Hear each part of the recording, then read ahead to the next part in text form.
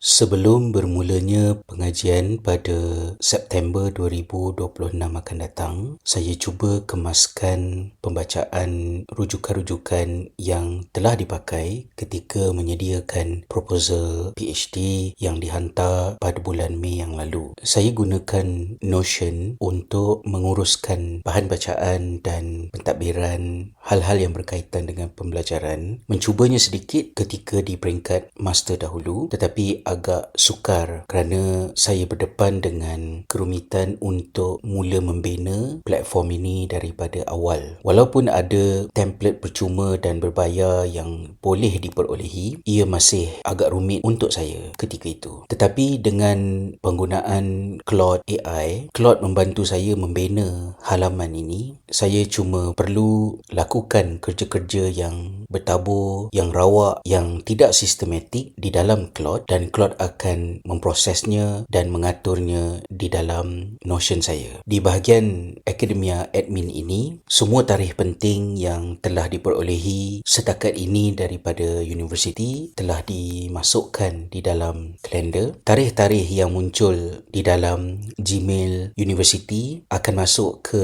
halaman ini secara automatik dan saya akan diperingatkan dari semasa ke semasa. Tarikh-tarikh penting berkaitan dengan akademik berada di halaman Akademia Admin. Tarikh-tarikh penting dan temujanji peribadi berada di bahagian personal dan berkaitan dengan kerja pula berada di bahagian work. Manakala artikel-artikel jurnal, buku yang saya baca, apabila saya telah tandakan nota di dalamnya, melakukan annotation kepada PDF, saya memprosesnya di Claude dan Claude membina halaman ini. Ini adalah tajuk proposal saya, Beyond Compliance, Muslim Educators' Philosophical Identity as a Shaper of UDL Engagement in Irish Educational Setting, dan ini adalah bahan-bahan bacaan saya setakat ini, yang mana ianya disusun mengikut pilihan kita, dan di sini saya mengarahkan agar ianya disusun mengikut tarikh penyiaran penerbitan tersebut. Diletakkan tajuknya, senarai penulis, tarikh, jenis bahan rujukan, artikel jurnal, laporan, halaman web, buku dan sebagainya. Ini adalah tag. Kemudian status kepada bahan-bahan rujukan ini, manakah yang akan dibaca, yang telah dibaca, yang sedang dibaca. Halaman ini juga berhubung secara langsung dengan Zotero yang saya pakai untuk citation dan PDF yang terletak di Google Drive. Ia boleh dilihat dalam beberapa bentuk yang berbeza. Misalnya di sini ia boleh dilihat sebagai senarai. Kemudian di sini dilihat dalam bentuk kad. Ini jika ada entry baru yang tidak berstatus. Ini adalah yang untuk dibaca. Ia automatik sama seperti status di sini, tapi dilihat dalam bentuk yang berlainan. Ini yang sedang dibaca. Ini adalah yang telah dibaca. Dan di bawah ini adalah senarai bahan-bahan rujukan mengikut sistem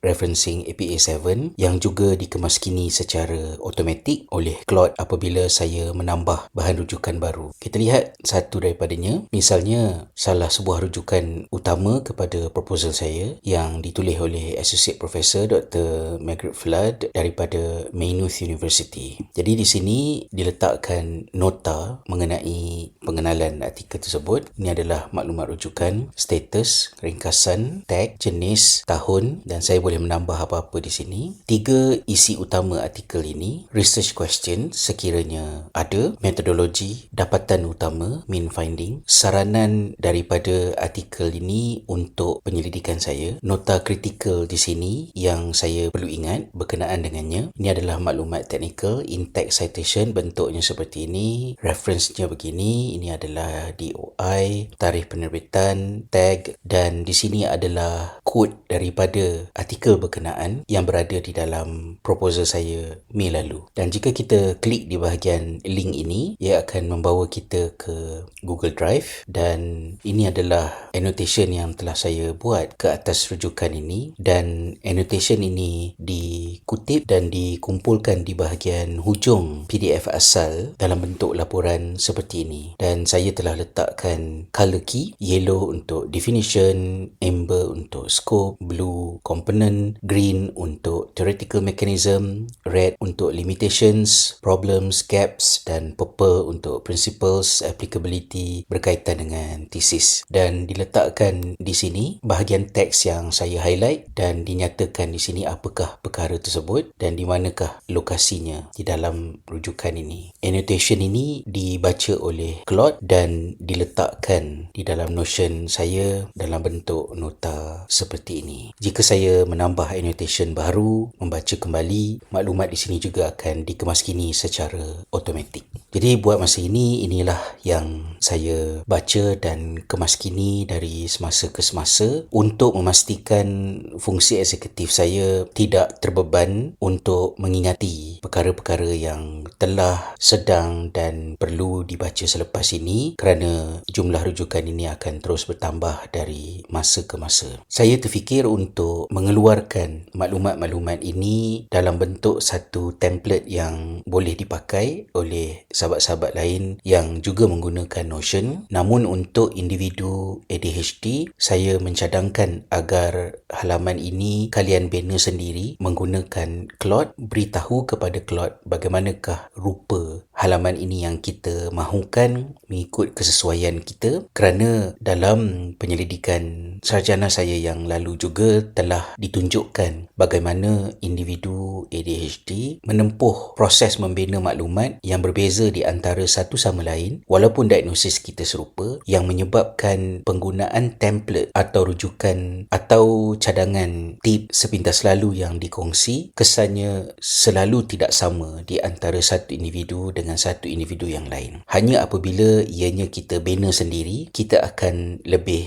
efektif pada memanfaatkannya. Proposal PhD saya ini telah dihantar untuk dinilai oleh panel penganugerahan beasiswa dan saya telah memohon penajaan di bawah Trinity Research Doctorate Award berasaskan kepada fakulti. Kerana ada beberapa kategori yang berbeza antara satu sama lain, saya tidak memohon award di bawah Students with Disability kerana setelah mengenal diri sendiri, tahu bagaimana diri sendiri bekerja, saya fikir award itu mungkin lebih bermanfaat andai diperolehi oleh individu lain yang lebih memerlukannya. Saya mengambil keputusan untuk memohon melalui award terbuka. Alhamdulillah, proposal saya telah mendapat tempat pertama dan terpilih untuk menerima penajaan penuh dalam bentuk yuran dan wang perbelanjaan bulanan selama 4 tahun hingga ke penghujung pengajian. Award ini terbuka untuk semua calon PhD sama ada penduduk tempatan daripada European Union ataupun dari kalangan pelajar antarabangsa. Maklumat mengenainya saya letakkan di bahagian caption untuk rujukan andai kata ada sahabat yang berhajat untuk mencuba nasib bagi award di tahun 2027-2028 akan datang, insyaAllah. Mohon selitkan saya di dalam doa. Kita sama-sama sokong-menyokong untuk perjalanan yang penuh cabaran ini agar manfaatnya dapat dikembangkan kepada komuniti dan ummah seluruhnya, insyaAllah.